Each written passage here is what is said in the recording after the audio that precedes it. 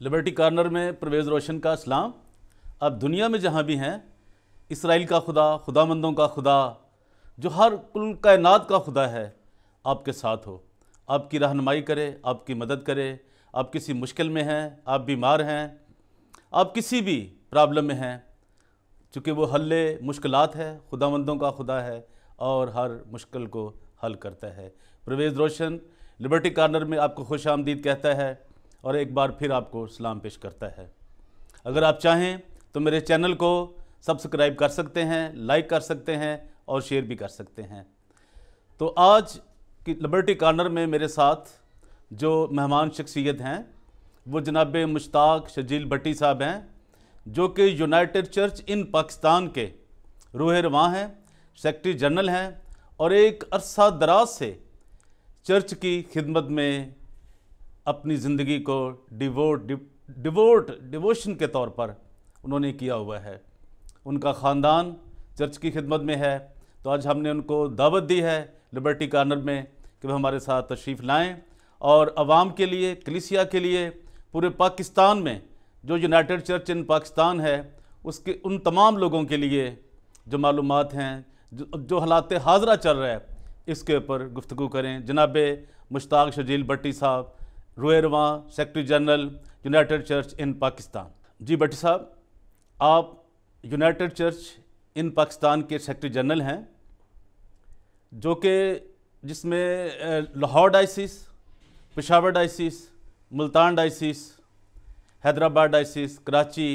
रायविंड, सियालकोट, फैसलाबाद इसमें शामिल हैं, जो कि 8 डायसिस हैं जिनमें church of Pakistan, church in Pakistan और यूनाइटेड चर्च के लोग शामिल हैं। तो क्या आप ये बताना पसंद करेंगे कि जो आप यूनाइटेड चर्च इन पाकिस्तान हैं, जो तलीमी अदारे हैं, हस्पताल हैं और जितने भी खराती अदारे हैं, चैरिटीज़ के अदारे हैं, स्कूल्स हैं, कॉलेजेस हैं, यूनिवर्सिटीज़ हैं, किन तादाद में हैं ये जो अदारे हैं, तो क्या आप ये बताना पसंद करेंगे? और आप जो यूनाइटेड चर्च इन पाकिस्तान है, वो जो मेन इसका जो क्राइटेरिया है, जो इनका हदूद अरबा है, वो किन डायसिस पर मुश्तमिल है? जी भट्ट साहब। खुदा कादर, जिंदा असली और अब्दी, कायनात के बादशाह के पाक और पवित्र नाम के वसीला से, जो अपने प्यारे बेटे हमारे खुदावंद यीशु मसीह और रूह कुद्दस की वादनीयत में वाहिद खुदा है, उसके नाम से शुरू करता हूँ। और आज की सारी गुफ्तगू पाकिस्तान की कलीसिया की तरक्की और खुशहाली से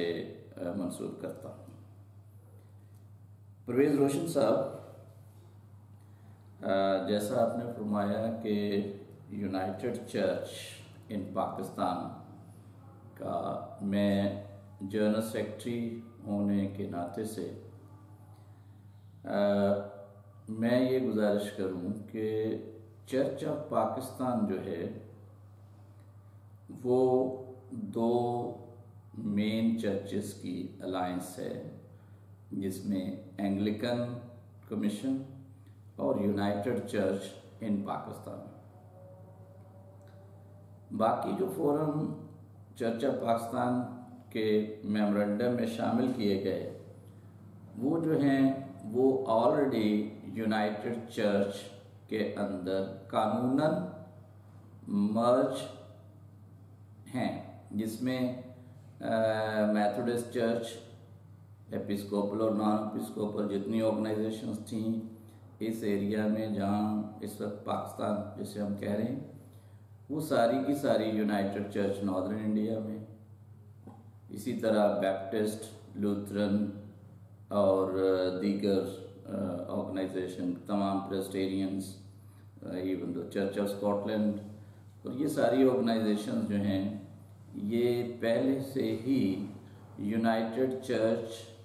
की कानूनन उसके सक्सेशन में थी। लिहाजा चर्च ऑफ पाकिस्तान की जो अलायंस है वो बेसिकली 2 चर्चेस के दरमियान है,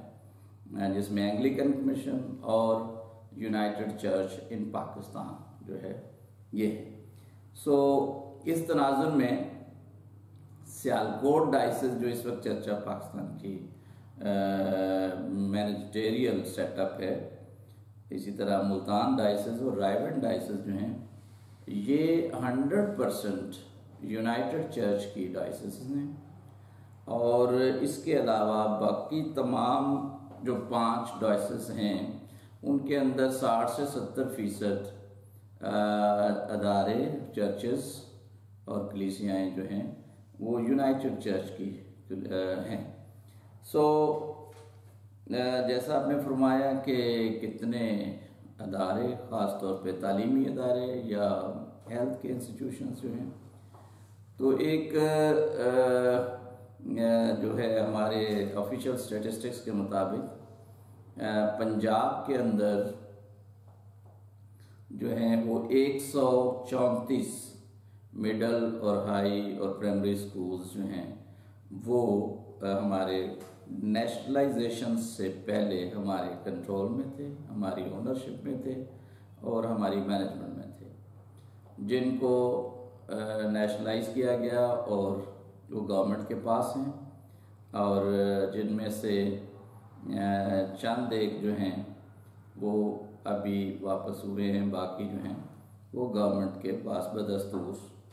चले आ रहे हैं। इसी तरह हेल्थ इंस्टीट्यूशंस जो हैं वो कमोबेश 70 के करीब, जिसमें हॉस्पिटल और डिस्पेंसरीज जो हैं वो हमारे रिकॉर्ड में थ्रू आउट पाकिस्तान जो है वो मौजूद हैं। और इसी तरह कराची डायसिस जो है वो तकरीबन 70% जो एजुकेशन इंस्टीट्यूशंस हैं या हेल्थ इंस्टीट्यूशंस हैं या दीगर जो एक्लेसियास्टिकल इंस्टीट्यूशंस हैं वो यूनाइटेड चर्च की सक्सेशन में, उसके ओनरशिप में आते हैं। सो आपका ये सवाल कि कितने कॉलेजेस और यूनिवर्सिटीज़ हैं, हमारे जो यूनाइटेड चर्च के सक्सेशन में प्रेस्टेरियन जो इंस्टीट्यूशंस हैं उनमें जो है वो FC फॉर्मन क्रिश्चियन कॉलेज जो कि अब यूनिवर्सिटी बन चुका है, और गार्डन कॉलेज रावलपिंडी, और इसी तरह जो चर्च ऑफ स्कॉटलैंड के टाइटल पे, स्कॉट मिशन टाइटल पे जो है वो मरे कॉलेज, और कनेड कॉलेज लाहौर जो है उसमें 5 ऑर्गेनाइजेशंस जो हैं वो जब कनेड कॉलेज को कायम किया गया तो 5 ऑर्गेनाइजेशंस जो हैं उसकी मैनेजमेंट में थी, जिनमें से 4 जो हैं वो यूनाइटेड चर्च इन पाकिस्तान के अंदर मर्ज हो चुकी हैं, और एक ऑर्गेनाइजेशन जो कि एंग्लिकन कमीशन है वो ये 5 ऑर्गेनाइजेशन इसको मैनेज करती थी। तो गोया इस वक्त जो है 70 to 80% मैनेजमेंट का राइट जो है वो यूनाइटेड चर्च का है कनेड कॉलेज के ऊपर। लेकिन गार्डन कॉलेज जो है वो अभी भी बदस्तूर गवर्नमेंट के पास है, और जो है मरे कॉलेज वो भी गवर्नमेंट के पास है। FC कॉलेज जो है वो वापस ले लिया गया, और जिसका जो है वो ओनरशिप का केस जो है वो कोर्ट में पेंडिंग है। इसी तरह 10 स्कूल जो है वो भी एक फेक फोरम ने जो है वो डीनेशनलाइज करवाए, जिनका कोई इस्तकाक नहीं था। वो जो प्रेस्टेरियन लेगेसी जो है उसकी मैनेजमेंट में कभी भी वो नहीं थे, वो सारे church council, Lahore church council की मैनेजमेंट में थे, जिनको उन्होंने गवर्नमेंट से मिसरिप्रेजेंट करके वापस लिया।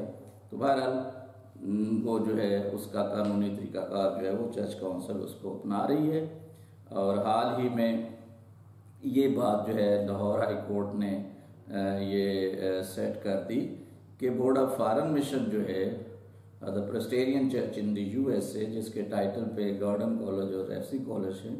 और दीगर इंस्टीट्यूशंस हैं, वो लाहौर चर्च काउंसिल में मर्ज हो चुका है, और उसकी यहाँ कानूनी हैसियत जो है पाकिस्तान के अंदर नहीं है। तो ये सूरत हाल जो है वो चर्च काउंसिल अपने अदारों को और अपनी कलीसियाओं को रिट्राइव कर रही है, और उसके लिए कोशिशें जारी हैं। जहाँ तक आपने ये क्वेश्चन किया कि लाहौर चर्च काउंसिल का और यूनाइटेड चर्च का दायरा कार क्या है, तो यूनाइटेड चर्च जो है ये basically United church northern India का हिस्सा और उसका ही पार्ट है, जो कि जिसकी जो जनरल काउंसिल है इस वक्त पाकिस्तान के अंदर और उस वक्त भी वो लाहौर चर्च काउंसिल थी, जिसको Lahore church council of the United church of northern India का नाम दिया गया। 1935 में इसकी रजिस्ट्रेशन करवाई गई और उसके बाद जब पाकिस्तान और हिंदुस्तान दो कंट्रीज बने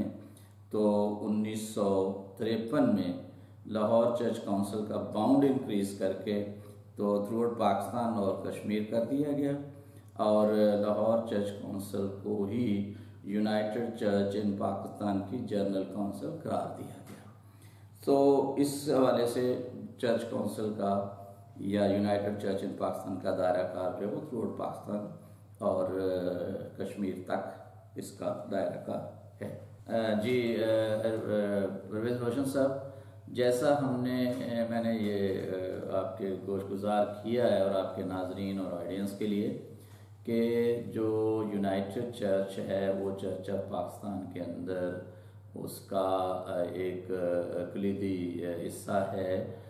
3 डायसिस प्योरली 100% उसकी हैं और बाकी डायसिस में भी 60 to 70% उसके चर्चेज रसाइल और उसकी कलीसियाएँ मौजूद हैं। तो अभी हमने सियालकोट डायसिस को जो है वो अपनी अलायंस जो है उसको हमने ख़त्म करने के लिए स्टेप बाय स्टेप जो है उसका हमने दायरा कार बनाया है। तो अभी सियालकोट डायसिस से हमने गुजरात जो ज़िला है उसके अंदर जो एक्लेसियास्टिकल सेटअप है गुजरात सेशन को वो हमने सेपरेट किया है और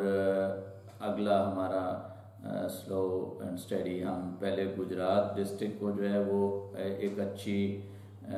जो सेशन है उसमें कन्वर्ट करेंगे और वहाँ हम उसको बेहतर करके तो फिर हम इधर आएंगे सियालकोट की तरफ और बाकी डिस्ट्रिक्ट की तरफ। और क्वेश्चन यहाँ ये बनता है कि जी क्या लाहौर चर्च काउंसिल के पास जो उसका पहले जो कलीसियाँ हैं क्या वो बेहतर हो चुकी हैं? तो लाहौर चर्च काउंसिल जो है वो अपनी एशेस से ऊपर आ रही है, क्योंकि यही जो सिस्टम है, यही जो चर्च ऑफ पाकिस्तान और बाकी जो फोरम जहाँ लूट खसूट का कल्चर चल रहा था वो लाहौर चर्च काउंसिल को उसकी लीगल बैकग्राउंड को और उसके जो कंट्रीब्यूशन और उसका जो हिस्सा है इन चर्चेस में उससे खायफ थे। तो उन्होंने कोशिश की लाहौर चर्च काउंसिल को जो है वो ख़त्म करने की, जो कि लाहौर चर्च काउंसिल दोबारा से अपनी राख से ऊपर उठ के तो अब बेहतरी की तरफ जा रही है। तो लाहौर चर्च काउंसिल का जो उसका पहला जो दायरा कार था उसमें भी बेहतरी आ रही है, कसूर है और लाहौर है और बाकी जो एरिया है और जो इसके बाकी जो डायसिस सियालकोट के अंदर जो डिस्ट्रिक्ट्स हैं, क्योंकि वहाँ भी ऐसे ही है कि ना अदारों का कोई ऑडिट है, ना जो मेडिकल अदारे हैं उनका कोई ऑडिट है, ना ही कोई चर्चेस की कोई प्रॉपर सिस्टम है। तो वहाँ भी लॉलेसनेस हो रही थी। तो हमने अभी एक डिस्ट्रिक्ट को जो है वो फर्स्ट स्टांस में हमने टेक ओवर किया है और उसकी वजह भी ये थी कि वहाँ जो बिशप अपॉइंट किए गए चर्च ऑफ पाकिस्तान के जो इस करप्ट सिस्टम के तहत या अकबरा परवरी नेपोटिज्म की वजह से जो वहाँ मतलब एक बिशप इलेक्ट किए गए तो वो बाइबल के जो सेट क्राइटेरिया है उसके मुताबिक उनको इलेक्ट नहीं किया गया। तो ये एक हमारी अप्रीहेंशन थी, हमारी कलीसियाओं में एक रिसेंटमेंट थी कि ये तो बाइबल को ही वायलेट करना शुरू कर दिया गया है। तो फिर हमें ये स्टेप लेना पड़ा और हम इसे आगे बढ़ाएंगे। Thank you very much. सारी डिस्कशन जो है ये जो आपके तवस्सुत से पाकिस्तान की कलीसियाओं में जा रही है मैं आपका भी शुक्रगुजार हूँ, आपके चैनल का भी शुक्रगुजार हूँ और कलीसियाओं से ये तवक्को करता हूँ कि हमारी इस रिफॉर्मेशन की जो मूवमेंट है इसमें हमारा साथ दें और खुदा ने चाहा तो हम चर्चेस को कलीसिया की तरक्की और खुशहाली के लिए उसके वसाइल को हम इस्तेमाल करेंगे और ट्रांसपेरेंसी लाएंगे इस सिस्टम में, ताकि आम जो मसीह है उस तक भी इसके जो बेनिफिट्स हैं वो जाएं और उसको रूहानी और दुनियावी तरक्की की तरफ लेकर जाएं। So United Church in Pakistan, Lahore church council जिंदाबाद और पाकिस्तान पाइंदा। जी भट्ट साहब, आपसे एक और बड़ा अहम जो पूरी चर्च ऑफ पाकिस्तान के लोग, यूनाइटेड चर्च इन पाकिस्तान, पूरी कलीसियाएँ कराची डायसिस के इलेक्शन पर उनकी नज़रें जमी हुई हैं। पूरी दुनिया की जहाँ भी ये एंग्लिकन चर्च है, एंग्लिकन कम्युनियन है, कमीशन है, हर जगह पे पूरी दुनिया में जो लोग हैं वो इसके लिए बेचैन हैं, परेशान हैं। जो कराची डायसिस के इलेक्शन हैं जो कि 16 सितंबर 2020 को मुनक़्क़द होने थे, फिर एक नई डेट मिल गई और फिर आगे आज तक वो डेट्स, तारीखें मिल रही हैं। और क्या आप समझते हैं कि ये इलेक्शन जो है कराची डायसिस का वो अपने किसी मंतकी अंजाम तक पहुंचेगा और ये इलेक्शन हो पाएंगे? और जो लोग उसके ख़िलाफ़ अदालत में गए हैं, जिनमें बिशप सादक डैनियल साहब भी हैं और दीगर लोग भी हैं, तो उनका क्या फ्यूचर है जनाब भट्टी साहब? जी परवेज़ रोशन साहब, आपका दूसरा सवाल जो है वो कराची डायसिस जो चर्च ऑफ पाकिस्तान की डायसिस है उसके इलेक्शन के हवाले से है। तो कराची डायसिस जो है, मैं फिर इस बात को रिपीट करूँगा कि चर्च ऑफ पाकिस्तान जो है वो अलायंस है यूनाइटेड चर्च इन पाकिस्तान और एंग्लिकन कमीशन का। सो इसके इलेक्शन जो हैं उनमें बेसिकली जो इस वक्त चर्च ऑफ पाकिस्तान की सिनड है, प्रोविंशियल सिनड है, जिसके जो इलेक्शंस को और इसके सूरत हाल को जो है चर्च ऑफ पाकिस्तान की जो देख रही है, उस सिनड के अंदर यूनाइटेड चर्च का कोई हिस्सा नहीं है। तो पहली तो बात यह है कि सिनेट की अपनी जो कॉन्फ़िगरेशन है वो एज़ पर अलायंस के जो प्रिंसिपल था उसके मुताबिक नहीं है। और फिर ये है कि क्योंकि उस सिनेट का जैसी भी है उसका भी अभी तक कोई इलेक्शन जो है वो नहीं हुआ और ना ही उसके जो मेंबरान हैं उनकी कोई इलेक्टोरल लिस्ट जो है वो तैयार की गई है। और इसके साथ साथ जो कराची डायसिस की अपनी डायसन काउंसिल है उसके मेंबरान जो हैं उनका भी इलेक्शन नहीं हुआ। तो ये दो फोरम हैं जिन्होंने कराची के लिए नेक्स्ट बिशप जो है उनको इलेक्ट करना है। तो जब ये दोनों फोरम ही अभी अपने तौर पे इनके मेंबरान को इलेक्शन के ज़रिए इनका ही जो है वो नहीं किया गया, इनको एज पर कॉन्स्टिट्यूशन इनको इलेक्ट नहीं किया गया, तो फिर ये आगे फर्दर बिशप के इलेक्शन के लिए ये दोनों फोरम तैयार नहीं है। सो इस सिलसिले में जो है कोर्ट केसेस सादिक डैनियल साहब जो हैं उनको उनकी ये कोशिश थी कि उनको एक्सटेंशन मिल जाए, तो वो कोर्ट में इस पहले से ही मौजूद थे। हाई कोर्ट में उनका केस जो है वो चल रहा था। और उसके बाद एक जो है एडवोकेट जनरल कराची जो हैं उन्होंने सेक्शन 92 जो है उसको यूज़ करके तो उन्होंने अपने तौर पे एक सूट करके तो उसमें इंटरिम ऑर्डर के तहत सादिक डैनियल साहब को जो है उससे चार्ज जो है वो ले लिया गया। मैं ये समझता हूँ कि ये पहली तो बात ये है कि सेक्शन 92 जो है वो सिर्फ ट्रस्ट के ऊपर जो है एप्लीकेबल है, और चर्च जो है वो बॉडी ऑफ क्राइस्ट है, वो महज ट्रस्ट नहीं है, और उस पर ये सेक्शन जो है लीगली वो इम्प्लीमेंट नहीं होता। फिर ये है कि अगर इसे फॉर द टाइम बिंग मान भी लिया जाए तो जो एडवोकेट जनरल हैं उनकी पर्सनल इंटरेस्ट और वो इंटरेस्ट वॉच कर रहे हैं जो इस वक्त मॉडरेटर हैं चर्च ऑफ पाकिस्तान के फ्री पीटर साहब, उनके इंटरेस्ट को वॉच कर रहे हैं। तो जब पर्सनल इंटरेस्ट हो तो फिर भी वो सेक्शन 92 जो है वो इम्प्लीमेंट नहीं होता। तो उस सूट के अंदर जो है कानूनी लैकुनास हैं जिसकी वजह से वो सूट ज़्यादा देर चल नहीं पाएगा, और मेरा ख्याल है कि कोर्ट्स जो हैं इन चीज़ को बेहतर तौर पे देखेंगी और कानूनी पैराए में इनको ला के तो वो सूट मेरे ख्याल के अंदर वो खारिज हो जाएगा, और वो जो इंटरिम आर्डर है उसकी फोर्स ख़त्म हो जाएगी, और सादिक डैनियल साहब जो हैं वो अपना चार्ज उसी तरह टेक करके तो आगे बढ़ेंगे। फिर ये है कि एक और जो है पार्टी जो है जो बिशप एजाज अनायत साहब के बेटे हैं, उन्होंने भी being member of church of Pakistan उन्होंने भी एक सूट किया हुआ है, और उन्होंने जो है वो सेनेट और कराची डायसन काउंसिल जो हैं इनकी जो है वो मौजूदा हैसियत को चैलेंज किया है कि जब ये ही अभी तक इलेक्टेड नहीं है तो भी ये आगे बिशप को इलेक्ट करने के लिए इस वक्त लीगली इफेक्टिव नहीं रहेंगी। तो वो सूट भी जो है वो अपनी तौर पे प्रोसीड हो रहा है, और इसी वजह से जो इलेक्शन है उसको कोर्ट ने जो है वो रोक दिया है।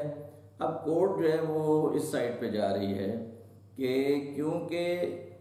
पिछले 50 सालों में चर्च ऑफ पाकिस्तान जो है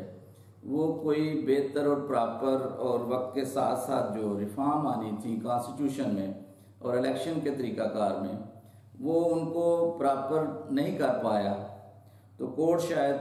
चाहेगी कि वो जो है ये इलेक्शन का तरीकाकार जो है उसको उसकी स्कीम बनाए और फिर अलाउ करे कि ये इलेक्शन किया जाए। लेकिन मैं ये कहूँगा कि क्योंकि senate of church of Pakistan जो है उसकी इस वक्त जो मौजूदा उसका कॉन्स्टिट्यूशन है, उसकी का जो तरतीब दी गई है उसके अंदर यूनाइटेड चर्च जो है उसका हिस्सा नहीं है, उसकी नॉमिनेशंस उसमें शामिल नहीं की गई, तो फिर हमारे पास भी ये एक राइट बनता है कि हम भी सीनेट की कॉन्स्टिट्यूशन को इसी लिटिगेशन के इस फेज़ में हम भी कोई 110 की एप्लीकेशन में जाके तो हम अपना मौक़िफ़ भी दें कि हमारे साथ भी ये ज़्यादती की जा रही है, ताकि हमारी जो अलाइंस है, हमारी जो कलीसियाएँ हैं और हमारे जो इंस्टीट्यूशंस हैं, हमारे जो एसेट्स हैं, उनको चर्च ऑफ पाकिस्तान के जो बिशप साहबान हैं वो जिस तरह उनको प्रॉपर उनकी मैनेजमेंट नहीं कर रहे और जिस तरह उनको जो है वो नुकसान पहुंचा रहे हैं, तो हमारा ये राइट बनता है कि हम इस अलायंस की फर्दर इसके अंदर चलने के बारे में सोचें। तो अगर ये बेहतरी नहीं लाई जाती और ये सीनेट के फोरम पे भी और चर्च ऑफ पाकिस्तान के ओवरऑल सिस्टम में जो रवश चल रही है एसेट्स के हवाले से भी, इदारों के हवाले से भी, जो करप्शन चल रही है और जो लॉलेसनेस उसमें है, वो जो उसके अलायंस के जो पॉइंट्स थे उनके मुताबिक जो नहीं हो रहा, तो फिर हम भी ये सोच सकते हैं कि हम अपनी कलीसियाओं को प्रॉपर उनकी पास्टरिंग, प्रॉपर उनकी गाइडेंस, प्रॉपर उनकी तरबियत कलाम पाक के मुताबिक और अपने एसेट्स का तहफ़्फ़ुज़ जो है वो करने के लिए इस अलायंस से हम बाहर आ जाएं। सो परवेज़ रोशन साहब, ये वजूहात जो इलेक्शन ना होने की हैं उसमें चंद एक मैंने ये आपके सामने रखी हैं और ये इलेक्शन मज़ीद भी लेट होने के इम्कान हो जाते हैं अगर चर्चा पाकिस्तान के अंदर जो मौजूदा रवायत चल रही है कि अभी तक वो किसी को भी इलेक्टोरल कॉलेज जो है उसके अंदर जो मेंबरान है उनको भी वो वाजे करने के लिए तैयार नहीं कि कौन कौन लोग जो हैं वो वोट डालेंगे। इवन दो कैंडिडेट्स को भी वोट का अपने वोटर्स का नहीं मालूम है। तो ये इसका इस तरह डिले कर देना ही बेहतर है ताकि एक बार ये लकूनास जो है उनको कवर कर लिया जाए। जी भट्टी साहब, आप यूनाइटेड चर्च इन पाकिस्तान के रूह रवां हैं, सेक्रेटरी जनरल हैं और आप एक ये पूरे सिस्टम को, निज़ाम को समझते हैं। तो जो कराची डायसिस का जो इलेक्शन चल रहा है, अभी लाहौर डायसिस का भी है और सब फैसलाबाद डायसिस का भी है, तो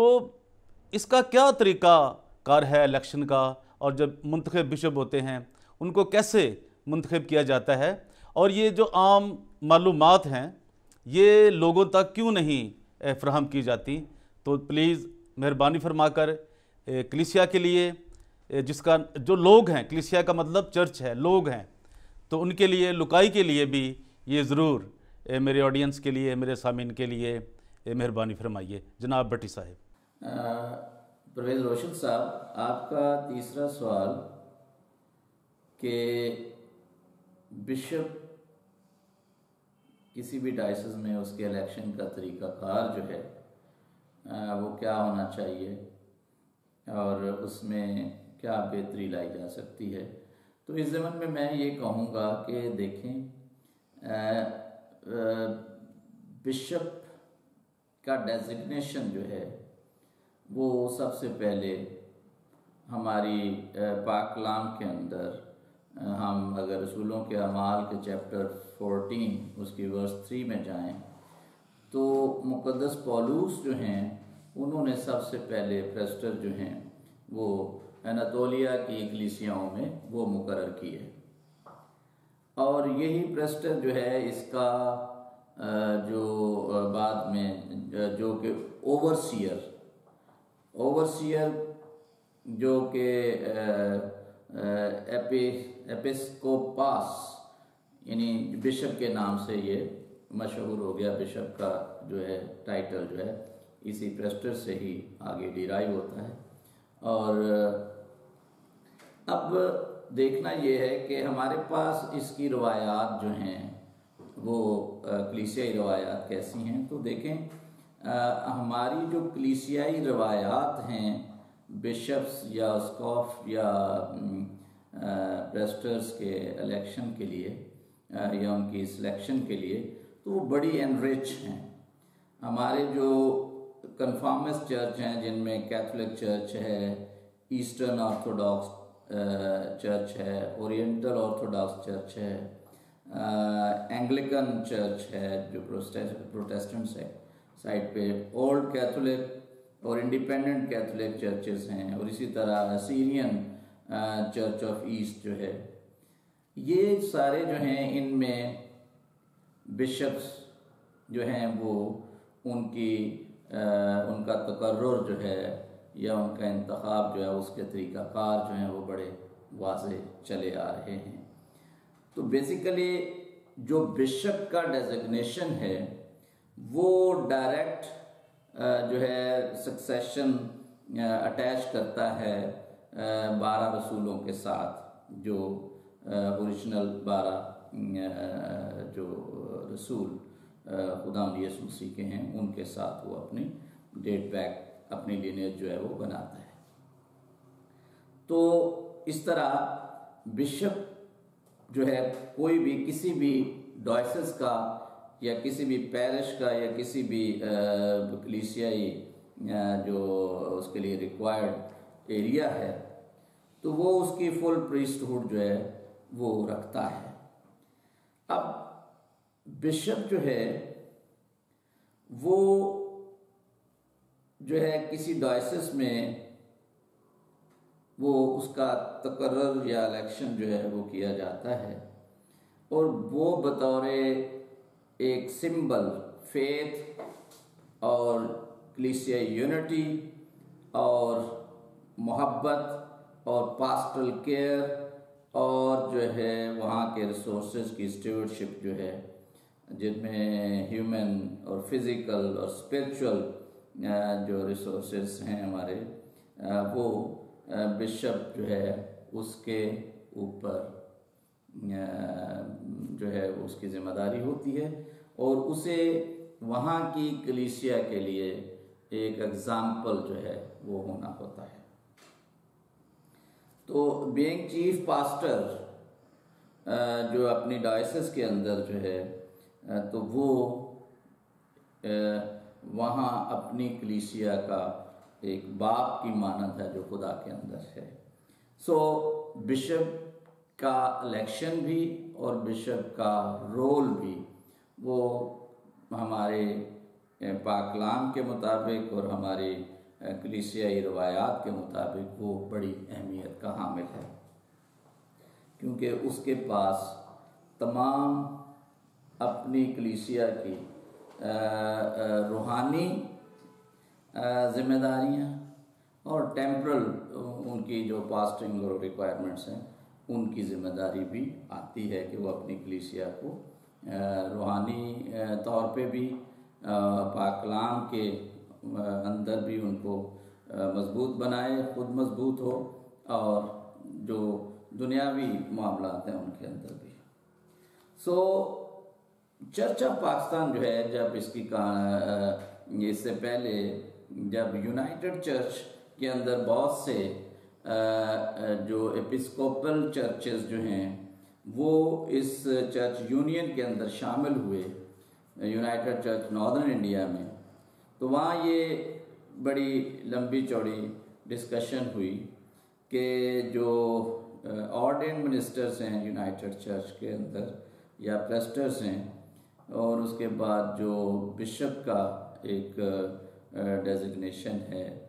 और उसका एक मुकाम है चर्च के अंदर, तो ये इनको कैसे इक्वल किया जाए। तो लंबी चौड़ी बहस के बाद जो है ये करार दिया गया कि बिशप्स जो हैं किसी भी डायसिस का, वो किसी प्रेस्टरी के ऑर्डिनेंट मिनिस्टर के उसका जो है वो इक्वल होगा, उसका स्टेटस भी और उसका रैंक भी। तो यूनाइटेड चर्च के अंदर ये जो है इस तरह इस सिस्टम को जो है वो किया गया, और जो management government of United church है वो प्रेस्टेरियन सिस्टम के मुताबिक डेमोक्रेटिकली रखी गई। तो साथ जो है जो बिशप्स का एपिस्कोपल सिस्टम है उसको भी उसमें ब्लेंड कर दिया गया। सो जब हम देखते हैं कि चर्च ऑफ पाकिस्तान जो है, क्योंकि एंग्लिकन चर्च और United church northern India United Church in Pakistan की एक अलायंस है, तो इसके अंदर भी जो एंग्लिकन चर्च के अंदर तरीकाकार था बिशप के तकर्रुर का, उसको ही अडॉप्ट किया गया, और उस तरीकाकार के मुताबिक जो प्रोविंशियल सीनेट होती है उसके जो बिशप साहबान हैं वो इलेक्टोरल कॉलेज का हिस्सा होते हैं, और फिर जो है उन डायसिस की लेटी जो है उनके अंदर से भी सीनेट के अंदर जो है वो 1 या 2 मेंबर्स जो हैं वो लिए जाते हैं, और उसके बाद जो मुतलका डायसिस होती है उसके अंदर भी उसकी डायसन काउंसिल के अंदर उसके जो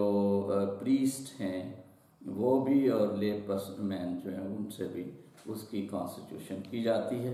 और ये दोनों फोरम जो है डायसन काउंसिल और सीनेट जो है ये अपने वोट से जो है बिशप का तकर्रुर करती है। तो तरीकाकार तो बड़ा आइडियल है और बड़ा अच्छा है, और पीछे जो कलीसियाई रवायत है उसके मुताबिक है, और यही चर्च ऑफ पाकिस्तान का भी तरीकाकार है। लेकिन यहाँ जो खराबी आ रही है वो आ रही है कि जो चर्च ऑफ पाकिस्तान के अंदर जो इस वक्त जो बिशप साहबान हैं उन्होंने अपना जो रोल है बाइबल मुकद्दस के मुताबिक और जो उनका कलीसियाई रवायात के मुताबिक जो उनका रोल सेट किया गया है वो उससे इनराफ करते हैं, और वो ज़ाती और दुनियावी मामलात में ज़्यादा इन्वॉल्व होते हैं, और वो कलीसिया की रूहानी ज़रूरियात को पूरा नहीं कर पा रहे और उसकी पास्टरिंग जो है, निगहबानी जो है, उसको प्रॉपर नहीं कर पा रहे और उसके तमाम जो रिसोर्सेज हैं जिसमें इंस्टीट्यूशंस हैं, लैंड्स हैं और प्रॉपर्टीज़ हैं और बाकी भी जो हैं, उनको भी वो प्रॉपर मैनेज नहीं कर पा रहे और उसके अंदर ज़्यादातर जो है एलिमेंट जो फ़ी ज़माना करप्शन का एलिमेंट है वो ज़्यादा डोमिनेट है और कुछ कलीसियाएँ भी जो हैं उनको शुक्र शुबात की नज़र से देखती हैं। तो इस हवाले से जो है ये प्रॉब्लम्स आ रही हैं और इलेक्शन के अंदर जो नॉर्मल रिगिंग के वेज हैं वो फिर मॉडरेटर साहब भी और बाकी जो मतलब डायसन के अंदर जो धड़ेबाजियाँ हैं वो रिगिंग के दूसरे तरीक़ाकार जो हैं उनको अपनाती हैं। और अगर इस तरीक़ाकार को जो एंग्लिकन चर्च का बिशप का इलेक्शन का तरीक़ाकार है उसको उसकी ट्रू सेंस में लिया जाए तो फिर ऐसी सूरत हाल नहीं आती और जो करप्शन के फैक्टर्स हैं ये चर्च लेवल पे, सिनड लेवल पे इनको जो है वो कंट्रोल किया जाना चाहिए और उसका मैकेनिज़्म बनाया जाना चाहिए जो कि सिनड जो है वो मेरा नहीं ख्याल कि आज तक उसने कोई प्रॉपर कोई लॉ मेकिंग की हो, कोई कॉन्स्टिट्यूशन के अंदर जो है वो कोई ऐसी क्लासेस लेकर आए हों या कोई पार्लियामेंट्री सिस्टम जो है, पार्लियामेंटेरियन सिस्टम जो है चर्च के अंदर जो डेमोक्रेटिक वे से है, तो ट्रायनल उसकी मीटिंग तो होती है लेकिन उसमें कोई वक्त के साथ साथ जो लॉस की ज़रूरत है, जो कलीसियाई लॉस की ज़रूरत है या कलीसियाई ज़रूरतें हैं उनके लिए तरीक़ाकार बनाने की ज़रूरत है, तो वो सिनड उसमें नाकाम रही है। तो अब अगर यूनाइटेड चर्च इन पाकिस्तान जो है वो अगर अपनी नॉमिनेशन जो है वो लेता है सिनड के अंदर और अपनी डायसिस में भी अपनी जो मतलब प्रीस्ट और लेमैन जो है उनको अपनी कलीसियाओं के वो जब उनमें इफेक्टिव रोल अदा करेंगे तो मेरा ख्याल है कि ये चीज़ ख़त्म हो जाएगी। और अगर ये ख़त्म नहीं करने होगी तो फिर जैसा मैंने पहले अर्ज़ किया कि यूनाइटेड चर्च जो है वो फिर अपनी अलायंस ख़त्म करके तो अपने चर्चेस और अपनी कलीसियाओं को उनकी बेहतर पास्टरिंग जो है वो करने के लिए खुद मुतहर्रिक होगा। जी भट्ट साहब, कराची डायसिस के इलेक्शन पर जनाब रिटायर्ड बिशप सादिक डैनियल साहब अदालत में तशरीफ़ ले गए और उनके साथ कुछ लोग और भी चले गए हैं। क्यों, क्या ज़रूरत पड़ी थी उनको अदालत में जाने के लिए, अगर आप एक्सप्लेन करें तो। जी परवेज़ रोशन साहब, आपका चौथा सवाल जो है इसका जवाब शायद मैं दूसरे उसमें दे चुका हूँ दूसरे सवाल के अंदर। जैसे मैंने गुजारिश की कि सादिक डैनियल साहब तो पहले ही कोर्ट में थे कि वो एक्सटेंशन उनको चाहिए थी और जहाँ तक एंग्लिकन चर्च से ही, क्योंकि हम अपना लीगल वो लेते हैं जो है लीनिएज उसकी तरफ ही जाते हैं, तो एंग्लिकन चर्च का जो तरीक़ाकार है उसमें अगर कोई बिशप 70 ईयर्स की एज में पहुंचता है, रिटायरमेंट की एज में, तो एक अपने उससे पहले अगर वो रिक्वेस्ट करता है तो 1 साल की एक्सटेंशन उसे नामली दी जानी कानूनन चर्च लॉ के मुताबिक वो मुनासिब है। तो मेरा ख्याल है कि सादिक डैनियल साहब जो हैं वो अपनी रिटायरमेंट से पहले ही कोर्ट में चले गए थे, तो वो जो उनकी रिक्वेस्ट है वो इस लिहाज से अगर एंग्लिकन चर्च को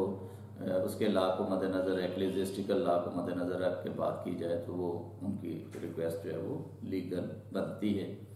बहरहाल उनके अलावा जो है एक एडवोकेट जनरल साहब जो हैं जो कि क्रिश्चियन कम्युनिटी से जिनका ताल्लुक़ है सिंध के, तो उन्होंने एक सूट किया सेक्शन 92 के मुताबिक और वो कोर्ट में जिसके तहत उन्हें एक इंटरिम ऑर्डर के तहत उनसे चार्ज जो है वो लिया गया और कमिश्नरी बिशप जो है उनको मतलब चार्ज दिया गया, वो सूट है। और तीसरा सूट जो है वो एजाज अनायत साहब के बेटे का है, जिन्होंने as a member church of Pakistan वो किया है कि सिनड और डायसन काउंसिल जो हैं वो दोनों ही, क्योंकि उनके इलेक्शन अपने नहीं हुए, तो जब तक उनके इलेक्शन नहीं हुए तो बिशप का इलेक्शन जो है वो नहीं होना चाहिए। पहले वो उनके मेंबर्स जो हैं उनका इलेक्शन किया जाए और बाद में फिर जो है इसको किया जाए। तो ये 3 पार्टीज जो हैं वो कोर्ट में है इस हवाले से। और शायद जैसा मैंने पहले भी अर्ज़ किया कि अगर चर्च ऑफ पाकिस्तान की अलायंस जो है उसको उसके अंदर अगर सेनेट के अंदर यूनाइटेड चर्च को जो है उसका ड्यू रिप्रेजेंटेशन नहीं दी जाती तो फिर यूनाइटेड चर्च भी कोर्ट में जाने के लिए सोचेगा और इसको अपनी नॉमिनेशन जो है वो उसको अप्रूव करवाने की कोशिश करेगा। तो ये जो लिटिगेशन जो पार्टीज़ हैं वो इनका यही 3 पार्टीज़ हैं। इसके अलावा बाकी तो चर्चेज़ के और उनकी प्रॉपर्टीज़ के और उनके ऑर्गेनाइजेशनल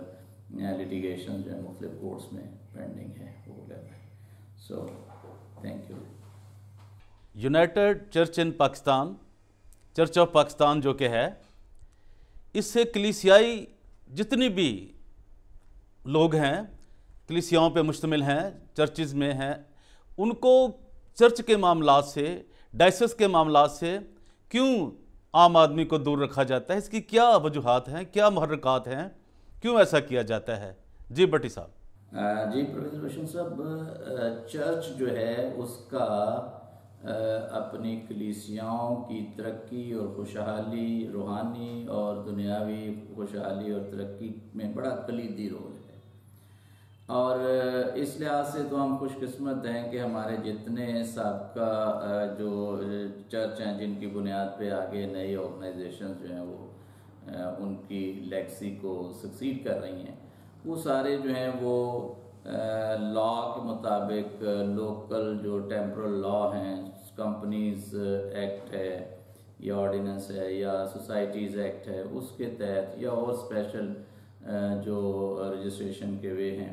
उनके मुताबिक वो कानूनी तौर पे इनकॉर्पोरेट हुई हैं, रजिस्टर्ड सोसाइटीज़ हैं या इनकॉर्पोरेशंस हैं। तो उनकी मेंबरशिप भी, उसका भी तरीक़ाकार है, उनके इलेक्शंस का भी तरीक़ाकार है, फिर उनका जो बिज़नेस है कम्युनिटी के हवाले से उसका भी ऑडिट का भी तरीक़ाकार है और उनको मतलब गवर्नमेंट लेवल पे भी शो किया जाना चाहिए और कलीसियाई तौर पे भी उनको बड़ा ट्रांसपेरेंट और क्लियर होना चाहिए। लेकिन बदकिस्मती ये है कि पिछले 70 साल से ये जो प्रॉपर तरीक़ाकार है उसको अडॉप्ट नहीं किया गया और चंद लोग जो हैं, हर ऑर्गेनाइजेशन में चंद फैमिलीज़ या चंद लोग जो हैं वो अपनी एक मोनोपोली बना लेते हैं। कोई चर्च की कार्रवाई जो है उसको कलीसिया के लिए ओपन नहीं किया जाता, कलीसिया की पास्टरिंग का कोई तरीक़ाकार प्रॉपर नहीं बनाया जाता। सिर्फ ये है कि जो कलीसियाई रिसोर्सेज हैं उनके ऊपर बरा जमा होने के लिए और उनसे बेनिफिट उठाने के लिए और उनके जो इनकम है उसमें करप्शन करने के लिए उन साहिबान की टोटल जो है वो फोकस रहता है। तो इस तरह उनकी कोशिश होती है कि जो आम कलीसियाई मेंबर्स हैं वो चर्च की मैनेजमेंट में भी और उसके जो मामलात हैं उनमें उनका अमल दखल ना हो। आप देख लें, भले इस वक्त चर्च ऑफ पाकिस्तान है तो उसकी भी जो ऑर्गेनाइजेशन है, मिसाल के तौर पे LTDA है या एजुकेशनल बोर्ड है, उसमें चंद एक लोग हैं और उनसे बाहर कोई इन्फॉर्मेशन नहीं जाती, हालांकि ये करोड़ों रुपया का बिजनेस करते हैं साल में और इनकी बाकायदा जो है जो जनरल बॉडी मीटिंग्स हैं वो अखबार में इश्तिहार दे के कॉल की जानी चाहिए। कलीसिया के ऑब्जर्वर्स जो हैं उनको उसके अंदर बैठना चाहिए, उनको सुनना भी चाहिए और उनको क्रिटिसाइज भी करना चाहिए और वो जो ऑडिट्स बनाते हैं उन ऑडिट्स पे भी एतराज़ात करने चाहिए। तो ये ऐसी कोई रवायत जो है वो बनी ही नहीं पाई। तो इस वजह से ये चर्चेस जो हैं ये आम जनरल मेंबर जो कलीसिया के हैं उनसे हर चीज़ छुपा के रखते हैं और छुपा के अपने मामलात को करते हैं। और यही वजह है कि कलीसिया जो है वो दिन ब दिन बजाय तरक्की करने के वो तनज़ली की तरफ जा रही है। और आम जो मसीह है जिसमें चंद एक जो मोटी भेड़ें हैं या मोटे मतलब वो हैं कलीसिया के जो उसका चर्चेस की उसके ऊपर अपने आप को बेस करके तो वो मोटे हो गए हैं। तो बाकी लोग जो हैं वो बहुत कम हैं जिन्होंने अपने बलबूते पे तरक्की की है। मेजॉरिटी हमारी क्रिश्चियन कम्युनिटी की जो है वो डे बाई डे नीचे जा रही है। बहुत से इमरानी मसाइल हैं, बहुत से सियासी मसाइल हैं, समाजी मसाइल हैं और बहुत से रूहानी तौर पे भी बहुत से ऐसी चीज़ें जो हैं वो कलीसियाओं में वजू कर रही हैं कि जो बाइबल के मुताबिक नहीं है, बाइबल की तालीम के मुताबिक नहीं है।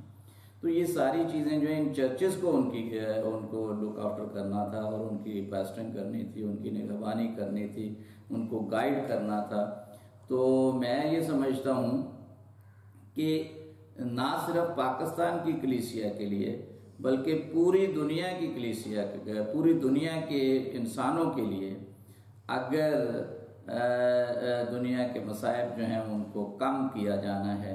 तो उसके लिए सबसे जो अव्वल चीज़ है वो बाइबल मुक़द्दस की एजुकेशन है। उससे बाइबल मुक़द्दस की एजुकेशन को अपना कर उस पर अमल करके तो दुनिया के मसाइल जो हैं वो बहुत हद तक कम किए जा सकते हैं और इससे ज़्यादा मौसर कोई और एजुकेशन नहीं है। लेकिन हमारे जो चर्चेज़ हैं वो अपने असल मकासद से हट कर और उनके अंदर जो लोग हैं वो इस लूट घसूट के कल्चर को प्रमोट कर रहे हैं और लॉ के अगेंस्ट उनकी एक्टिविटीज़ हैं और वो जो कुछ कर रहे हैं और बहुत सा स्पॉइल कर चुके हैं। अपने लालच के अंदर बहुत सी लेगेसी जो है, बहुत सा चर्च का जो एसेट है उसको वो स्पॉइल कर चुके हैं। कुछ तो आम लोग जो हैं उनको मतलब उनके उसमें है इस्तेमाल में चला गया है जो कि जिनका कंसर्न नहीं है कम्युनिटी से, और फिर गवर्नमेंट ने बहुत तरीक़ों से उसको मतलब लूटा है और लूट रही है। और इस वक्त तो इनकी इन हरकतों से मैं ये देख रहा हूँ कि ये एसेट्स और ये जो रिसोर्सेज हैं हमारी कम्युनिटी की तरक्की के, जो कि हमारे उस वक्त के जो कलीसियाओं के जो बुनियादी शुरू करने वाले जो मतलब खुदा के लोग थे, उन्होंने जो कलीसिया की फ्यूचर इन्वेस्टमेंट के तौर पे जो एसेट्स जो है वो बनाए थे, तो वो जो है वो लूट घसूट का उन पे भी जारी है और वो लूटे जा रहे हैं। ये सूरत हाल है और जब तक ट्रांसपेरेंसी नहीं आएगी, एज पर लॉ जो है वो चर्च ऑर्गेनाइजेशन जो है उनको रन नहीं किया जाएगा और आम मसीही को उसके अमूर में शामिल नहीं किया जाएगा और उसके नॉलेज में चीज़ें नहीं लाई जाएंगी और ये वसाइल जो हैं उनको उनकी तरक्की के लिए इस्तेमाल नहीं किया जाएगा, तो कलीसियाई तरक्की जो है वो नहीं होगी। और इसके लिए हमारे चर्चेस को अपनी रवश बदलनी चाहिए। चर्च ऑर्गेनाइजेशंस जो हैं उनके अंदर जो लोग विराजमान हैं उनको अपना तरीक़ाकार बदलना चाहिए, नहीं तो उनके लिए भी कोई भलाई नहीं है और कलीसिया तो नुकसान उठा रही है। बाकी प्रोफेसर रोशन साहब, अगर देखा जाए तो जो पाकिस्तानी क्रिश्चियन कम्युनिटी है वो अपने अपने चर्चेज़ की उनकी जो कलीसियाएँ हैं वो बेसिकली इन चर्चेज़ के सारे जो एसेट्स हैं या उनके जो इंस्टीट्यूशंस हैं या उनकी जो चर्चेज़ और अदारे हैं उनकी बेनिफिशरी तो वो कलीसियाएँ हैं। लेकिन बड़े अफसोस से ये कहना पड़ता है कि जो कलीसियाएँ हैं उनको ये तंजीमें, ये अदारे जो हैं वो करीब ही नहीं आने देते। अपने सिलेक्टेड से लोग जो हैं वो ले लेते हैं, कोई इलेक्शन का तरीक़ाकार नहीं होता। हालांकि अगर ये चर्च का जो तरीक़ाकार है, बिलखुसूस जो यूनाइटेड चर्च का जो तरीक़ाकार है कि आपने जो है ये लोकल लेवल पे आपका सबसे छोटा यूनिट जो है वो कॉन्ग्रीगेशन है। कॉन्ग्रीगेशंस के अंदर 25-25 जो कम्युनिकेंट मेंबर्स हैं उनकी बुनियाद पे एक आपने एल्डर हर साल इलेक्ट करना है, और वो एल्डर जो है वो ऊपर जाएगा चर्च सेशन में, वहाँ वो उसका जो है वो नुमाइंदा बनेगा, और चर्च सेशंस का इलेक्शन होना है उन कॉन्ग्रीगेशंस से। उसके बाद चर्च सेशन से आपने जो है वो नुमाइंदे लेने हैं और वो आपने प्रेस्टरी को कॉन्स्टिट्यूट करना है जो डिस्ट्रिक्ट लेवल पे है, फिर आपने आगे जनरल काउंसिल में आना है। तो ये तरीक़ाकार जो है अगर इसको अडॉप्ट किया जाए तो जो कलीसियाओं की जो रूहानी तरक्की के साथ साथ उनकी जो दुनियावी सियासी समाजी जो अवेयरनेस और तरक्की है उसका आइडियल तरीक़ाकार है ये। तो ये इससे बहुत सी हमारी जो लीडरशिप है वो पनप सकती है कि एक महल्ले लेवल से जो है चर्च के तरीक़ाकार को जो डेमोक्रेटिक वे है उसको अपना के तो आप वहाँ से लीडरशिप को लेके आ रहे हैं ऊपर नेशनल लेवल पे। तो जो इस वक्त पाकिस्तान के अंदर जैसा कि सियासी जो सिनेरियो बना हुआ है वहाँ हमारी जो डायरेक्ट वोट है वो अपने नुमाइंदे इलेक्ट करने का कोई तरीक़ाकार नहीं है। तो इस तरह हमारी नेशनल लेवल पे भी और नीचे भी जो है कोई लीडरशिप डेवलप नहीं होती। तो इस खला को इस जो लीडरशिप को बनाने का जो तरीक़ाकार है लीडरशिप साजी है इसको हम चर्च लेवल पे कवर कर सकते हैं। हमारा अपना एक ऑल्टरनेट सिस्टम है, उसके मुताबिक हम अपने लोगों की जो सियासी समाजी और इमरानी जो मतलब लीडरशिप डेवलप करने के लिए और कलीसियाई लीडरशिप डेवलप करने के लिए जो उसकी रिक्वायरमेंट्स हैं उनको हम एक वे आउट दे सकते हैं। तो उससे बड़ी तरक्की जो है उसकी उम्मीदें हम अटैच कर सकते हैं। लेकिन बदकिस्मती से ये चर्चेज़ जो हैं ये ऐसा तरीक़ाकार नहीं अपना रहे और उसमें उनके अपने वेस्टेड इंटरेस्ट हैं कि जो बेनिफिशरीज़ हैं उनको डिप्राइव किया हुआ है और चंद एक लोग जो हैं वो उसके वसाइल के ऊपर वो शायद डाका डालने की नाकाम कोशिश करते हैं। बनता उनका भी कुछ नहीं है, अल्टीमेटली कुछ नहीं बनता, लेकिन कलीसिया की रूहानी समाजी सियासी और जो है दुनियावी तरक्की जो है उसमें ये रुकावट बने हुए हैं और इनको इस लिहाज से हम कंडेम करते हैं। जी भट्टी साहब, कराची डायसिस के इलेक्शन में इस बार भी डॉलरों की चमक धमक और जो ब्रीफ केस है एक पुराना लफ्ज़ है, अब भी वो दिखाए जाएंगे लोगों को ताकि लोग वोट डालें? जी परवेज़ रोशन साहब, जैसे कि हम देख रहे हैं कि पिछली बहुत सा पीरियड जो है ये जो चर्चा पाकिस्तान है इसके अंदर जो बिशप्स के इलेक्शंस हैं उनके अंदर उनमें जो है वो बाकायदा लॉबिंग होती है और बाकायदा जो है वो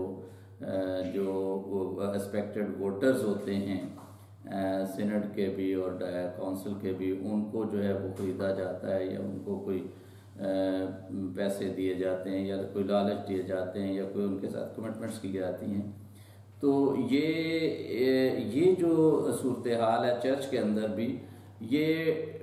हम देखते हैं कि मुआशरे के जो अच्छे या बुरे ट्रेंड्स होते हैं वो अल्टीमेटली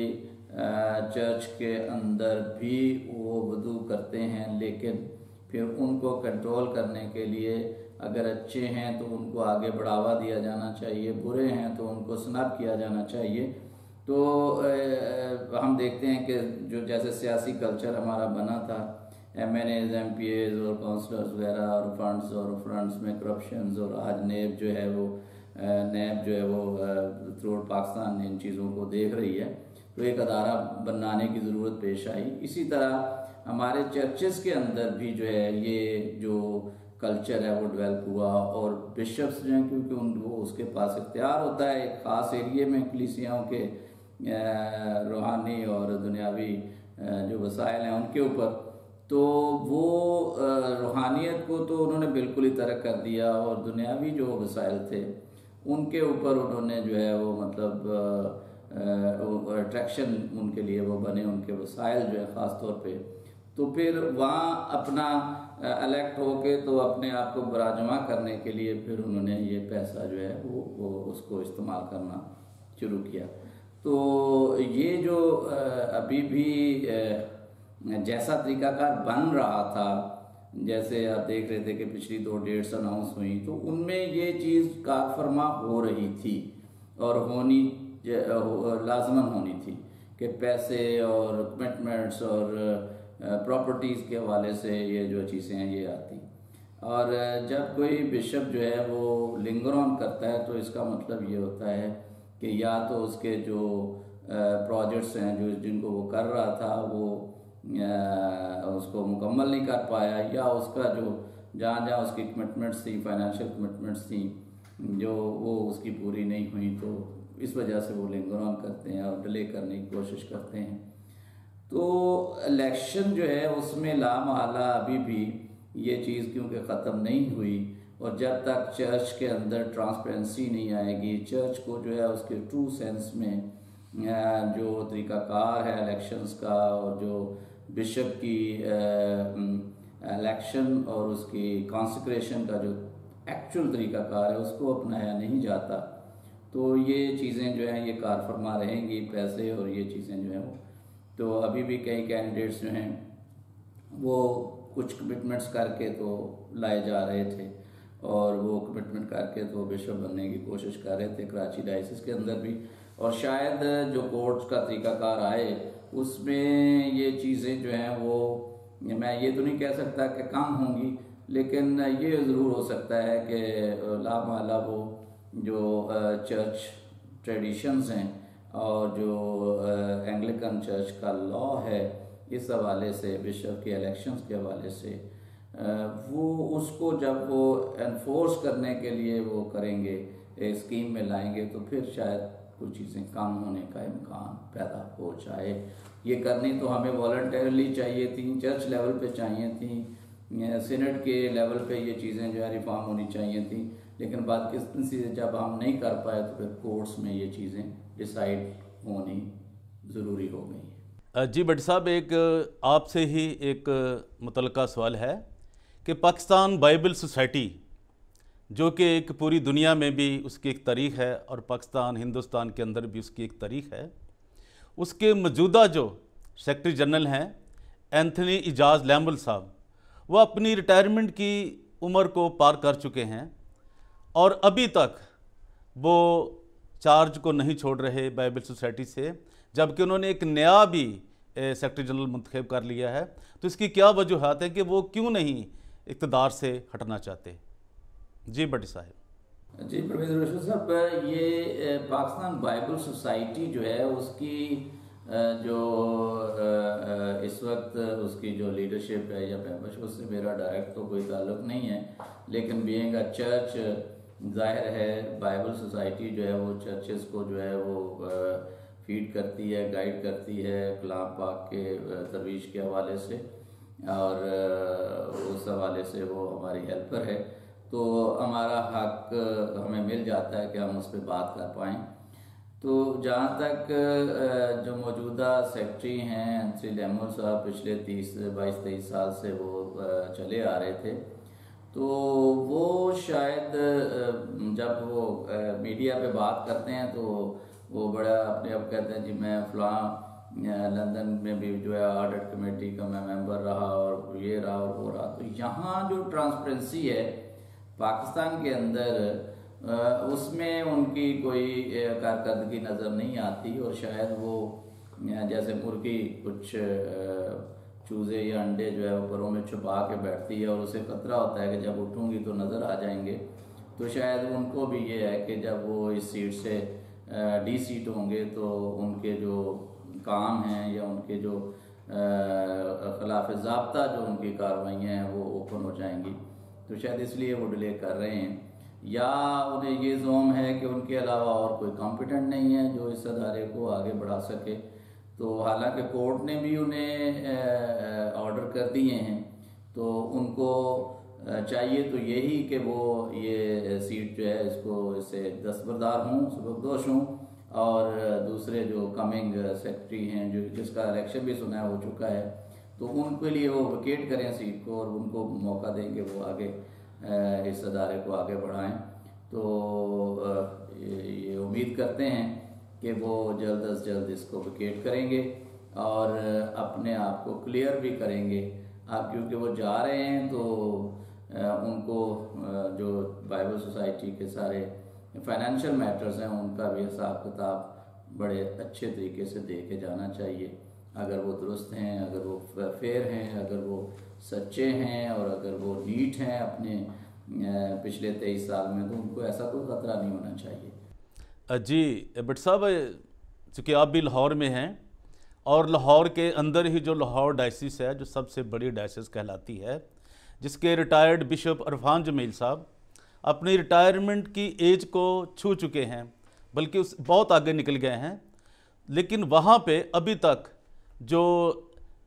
चर्च ऑफ पाकिस्तान के मॉडरेटर हैं जनाब बिशप